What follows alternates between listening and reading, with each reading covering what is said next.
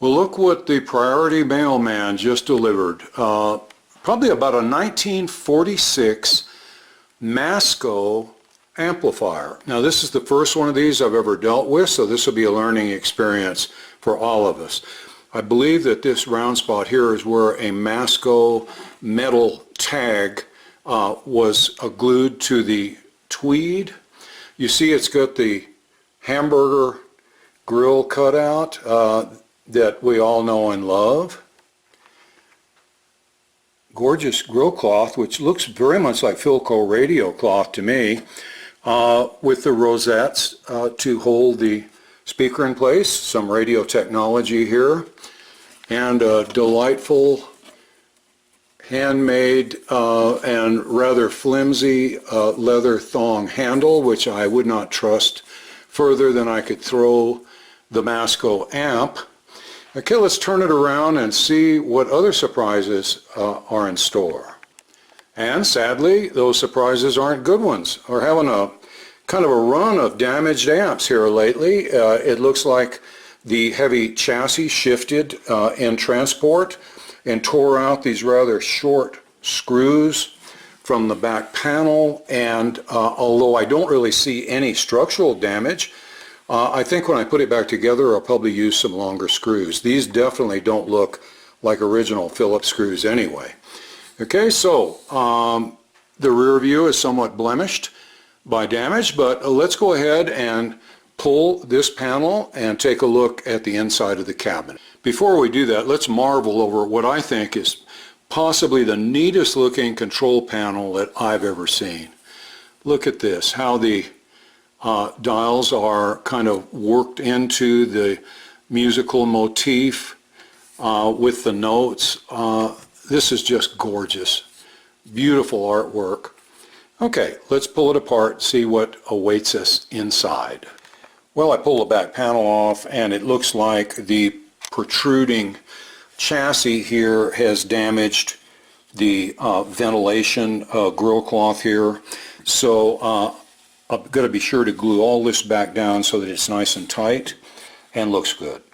Looks like we've got either some styrofoam or a wasp nest up here in the chassis, and down below we've got a big piece of foam, I guess sort of protecting the electrodynamic speaker. Big tangle of wires over here. Let's go ahead and pull this out. This seems to be containing something, maybe tubes. I'm going to put down the camera so I can be careful. Alright, I've cleaned out all the packing material here from the bottom, and sure enough, those were the tubes wrapped up. You have to be really careful when you're unpacking. We've got the utterly wretched, tacked on white two-prong outlet zip cord for power. We've got a tangle of wires here with electrical tape, which always gets me a little nervous. We've got a piece of wood laying here on the bottom from God knows where. It looks like some kind of reinforcement. Okay, so we are going to have some structural issues with this amp, it looks like, the cabinet, and they'll have to be addressed as well as the circuit problems. It's nice that they label the tubes out here on the rear. We can see it, and from that 7 prefix you know that these are Lochtel tubes. Okay, they're popular shortly after World War II, so that would sort of reassert the dating of this from around 1946, 1947, something like that. These were, I believe, probably government surplus. They were also used in car radios and things like that. Paired of 6L6 output tubes, which is always impressive, a 5Y3 rectifier, and a 5Y4 rectifier. Very strange. We'll have to check into this circuit and see why Masco chose to do that. It's also with mute horror that I notice cut wires and other things hanging down here from the chassis, but I guess we'll be able to check that out once the chassis is removed. Let's pull this panel and see what happens. And before I begin, I note, rather shockingly, there's only one screw still in place holding the panel. I'll have to shake the box and see if any of these other screws are present. but of course when it goes back together it's going to have all of the screws holding in this heavy chassis. And it turns out that the panel is not attached to the chassis mechanically, just strictly by wire. So we'll lay it down and more horrors become evident. You can see where the chassis itself has been bent here by impact. And also, and this is really scary, look at the primary power wires are utterly crushed, I guess, between the panel and the transformer. Can you imagine what sort of a dead short that would make against this panel? Not good. Okay, let's get the rest of this packing material out of here and see if we got good news or bad news. Okay, we have this compartment uncluttered. You see the Loctile tube bases and the two 606s, and then back here there's a single socket for a rectifier. So this must mean either or as far as the rectifier goes, unless there's another socket underneath or something. Stranger things have happened. Okay, let's try to extract the bent up chassis now from the cabinet without pulling any of this tangle of wires here and causing any additional problems. Well, the innards have all spilled out here like a disemboweled antelope, and we can look at the rear of the control panel, those wires that were so close to being shorted out.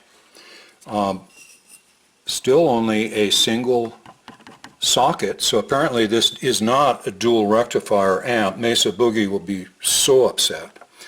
And everything looks pretty good here, and then on the bottom I see one of the control panel screws. I still am not sure where this goes. I'll have to look for these three little holes in here in the cabinet. It looks like this brace has been broken away from the side. But the speaker looks like it's in pretty good shape, which is more than I can say about the wiring. It gets scary with wiring like this. If it pulls out of this output transformer, then you've got to go in here and excavate until you can find where that other end is. Oh, no fun. Okay, looks like this one's going to be a handful, just between you and me, and I haven't even flipped this over yet, so let's do that. And before I flip it over, I'm going to do the world a favor and remove this hideous cord and throw it in my parts bin. Okay.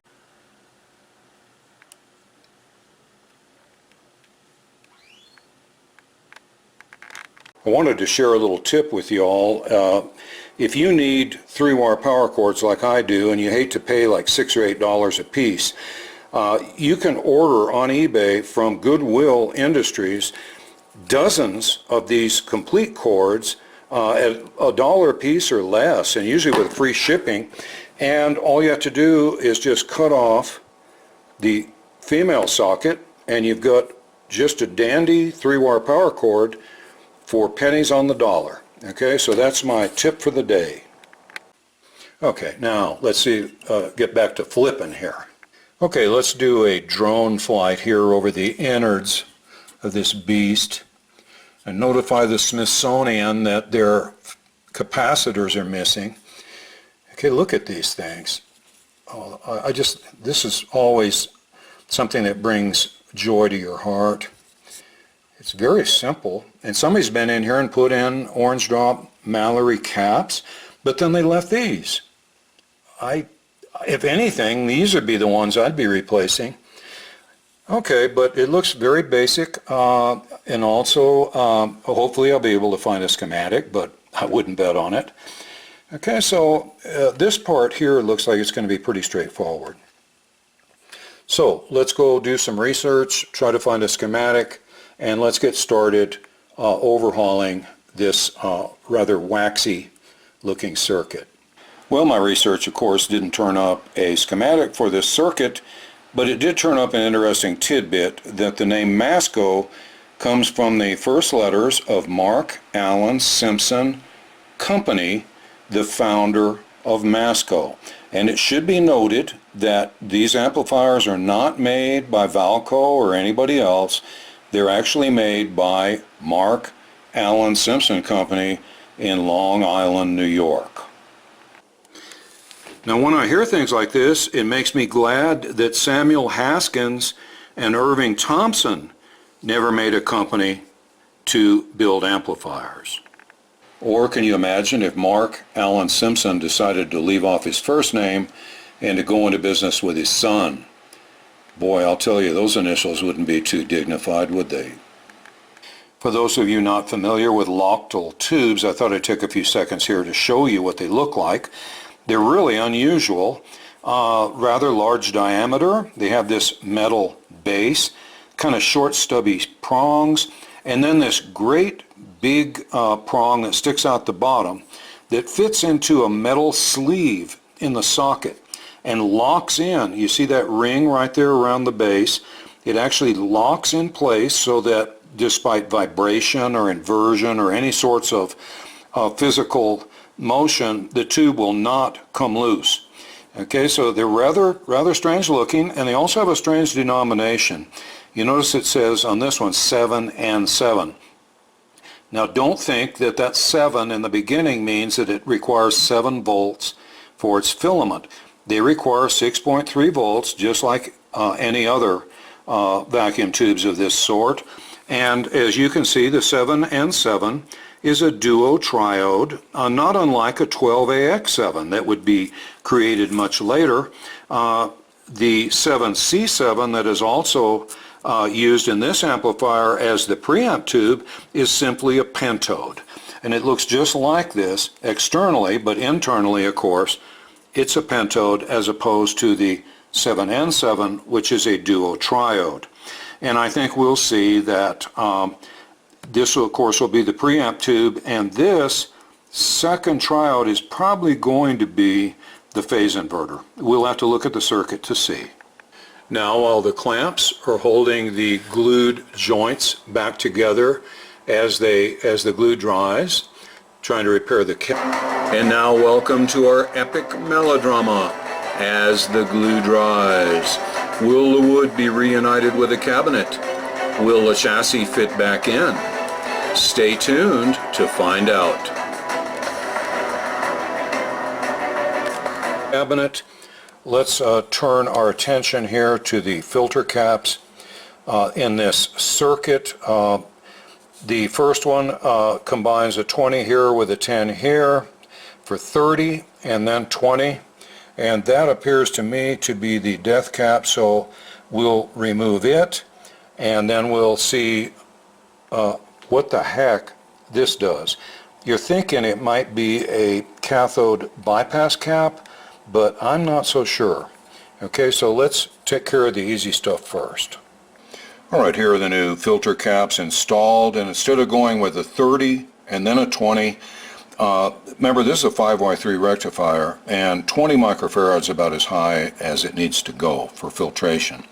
So I did two 20s, and then here where it had that 8 big waxy cap, I put in 10 10s, and these are simply like node 3 and node 4 filter caps for the preamp tubes.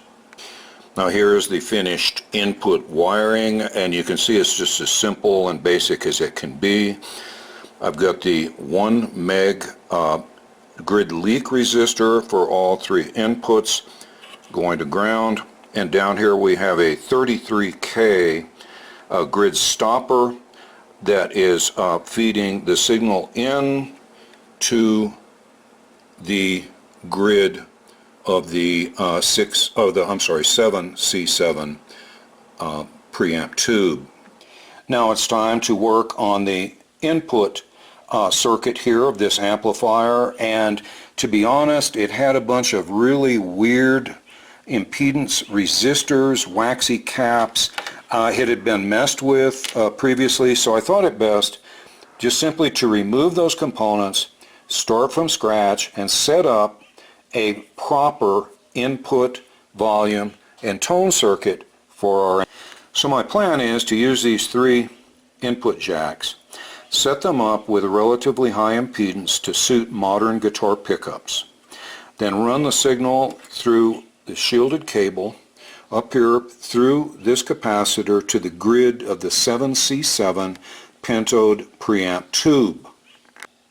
Then after the initial amplification takes place in this tube, we'll come from the plate through a coupling cap, through a shielded cable back down here to the volume control and tone control, and then send the signal from them through another shielded cable up here to the grid of the 7N7 duo triode. Okay, it's about time now to check to see if the Masco circuit is working, and also to check the bias of the two 6L6 GA output tubes. The amp is switched on, and over here we have our signal generator putting in a 500 cycle tone. Let's turn up the volume now and see if we can hear it.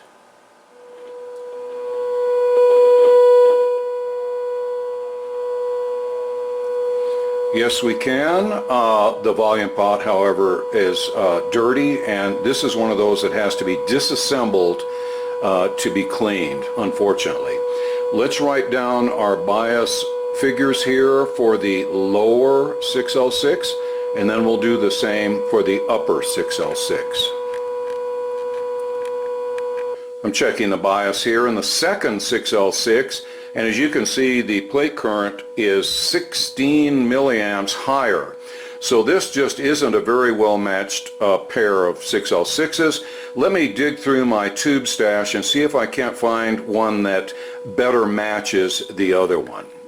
Well, I found that switching tubes around didn't really help that much, but when I replaced the old 200 ohm bias resistor with individual 470s from each cathode to ground, we ended up with a whole lot better result.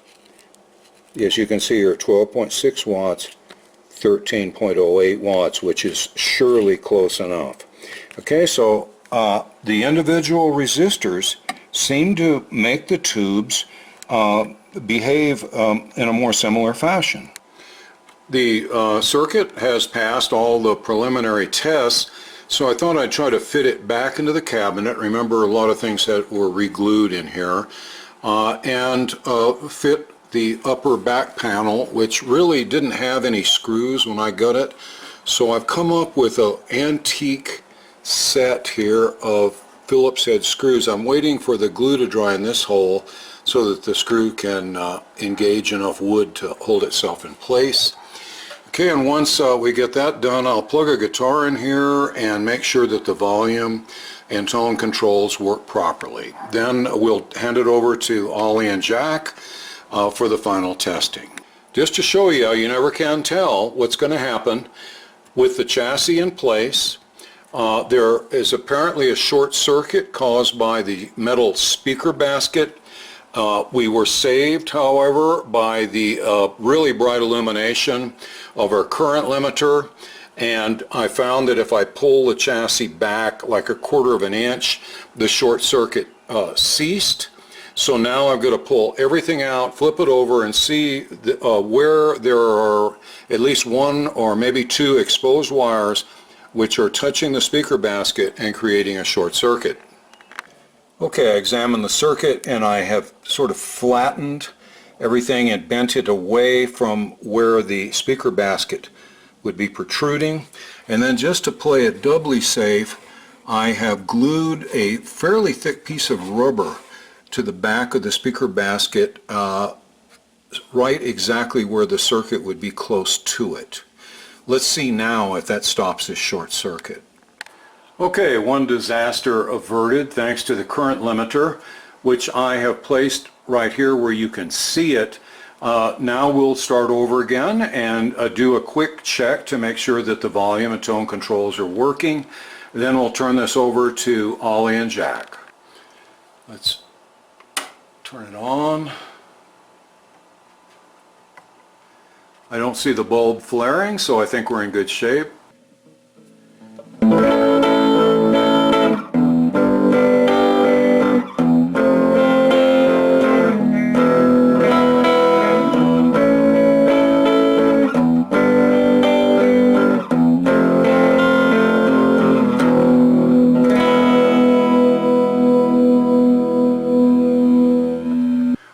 think considering the age of this amp, which is what, around 72 or 73 years old, and the fact that it's the original speaker, it sounds as good as you could ever expect it to sound. So I guess we're ready now for our regular Ollie and Jack audio test, so please stay tuned for that. Well, here we have the rear of the amplifier all assembled with a new set of Phillips head screws. I've waxed the control panel so it's nice and glossy, and that wax will protect the silk screening. And also, I think that's just one of the better looking control panels and ventilated rear panels that I've seen on just about any old amplifier.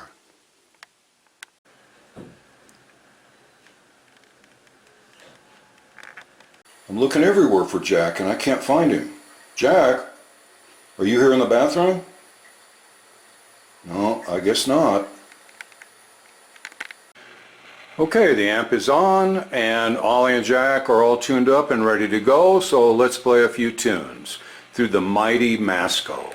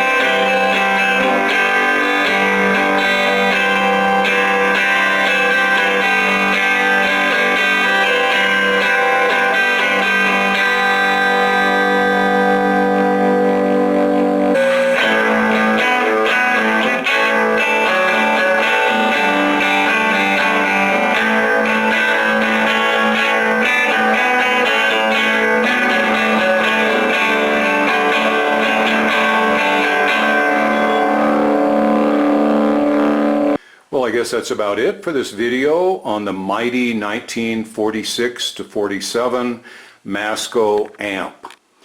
I believe that the limiting factor with this amp is that electrodynamic speaker. It seems to have a little trouble with bass frequencies where it buzzes a tad bit, and the clarity is not really exceptional. But it is the original speaker and it's still in pretty darn good shape, so we're going to leave it in place. I wanted to say thanks to all my Patreon patrons and PayPal contributors who are keeping us on the air and advertising free for another month. If you'd like to join them, there will be links in the video description to enable you to do so. Now, following this video will be a lurid and cautionary tale about the shortcomings of ordering amplifiers on eBay from vendors who ship by UPS. So grab a beer and some Valium, because trust me, you're going to need it. Okay, here we go. Well, greetings out there in YouTube land, and welcome to today's video. Using some Patreon contributions, I bought this amp recently on eBay. I thought it'd be a great basis for a video, but sadly they used UPS to transport it to me. So let's take a look at what UPS did to this poor amp in transport. First off, it was stuck in this box with no inner box or any sort of solid protection, just simply a bunch of bubble wrap. And as you'll see, things didn't end well. First off, the whole front panel here of the cabinet is broken loose and separated from the sides and top. Also, the cabinet has started to rack a little to the side, so here's the front, and now the sides won't come back to line up with the front panel. Things are pretty much the opposite on this side. Over here where it's sticking out, here the cabinet is protruding, and the tweed material has been torn loose from the side here. It was a two-tone cabinet apparently at one time. You see where the tweed has been torn by the separation of the front panel and the roof. About half of why I bought it was this great looking grill cloth. I'm just a sucker for musical notes on grill cloth, and that part just looks great. Now we see the rear where the true horrors are evident. There was a piece of wood apparently attached over here to the side of the cabinet, and the chassis screwed to that piece of wood, and somehow that whole piece of wood has been torn loose from the side of the cabinet. You can see where it's even shredded some of the inner part of the roof. The shipper very inadvisedly left the tubes in place, so they're thrashing around here on the bottom. They're down here on the bottom. I don't see broken glass, but you know darn well that this didn't do them any good. Oh great, here's a speaker wire just hanging loose here. That can't be good. Also, notice how the cabinet wall is separated from the rear of the cabinet. Can look up in here. I don't see broken tubes, but as you can tell, structurally this thing has taken a terrible, probably several impacts, and is just all smashed up. The integrity of the cabinet has been destroyed. Now it could be fixed, I guess, and I'm in contact with the seller and see if we can figure something out. Okay, so if we can, either I'll return it for a refund, or I'll take a partial refund and try to repair this thing. We'll see. The bottom line is, don't ever use UPS to ship. It took them 7 days to get this to me, whereas FedEx could have done it in 3, and I'll guarantee you if FedEx had done it, it wouldn't be in this shape. Okay, so I'm just trying to warn you all, steer clear of UPS. I don't know how they're still in business, but it's certainly not for good service.